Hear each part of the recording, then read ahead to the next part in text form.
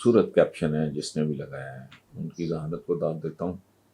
ये सेंटर में आसिफ जरदारी साहब हैं, इनके एक तरफ हैं मौलाना फजल रहमान, दूसरी तरफ है शहबाज शरीफ, और कैप्शन है बुरे दिन ख़त्म हो गए, अब बदतरीन दिनों की तैयारी करें। मशवरा बहुत अच्छा है और बरवक्त है।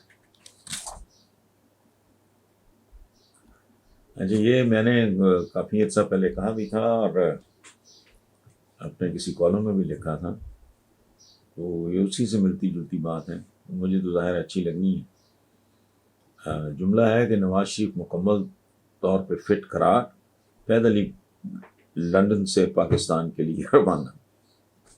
तो यही मैंने कहा था, मैंने कहा इनको कल बता दो कि कल शाम तक पहुंच के हलफ लेना है, लेकिन शर्त ये है तुम पैदल आओगे, ये बंदा नंगे पाँव भी पहुंच जाए। Thank you.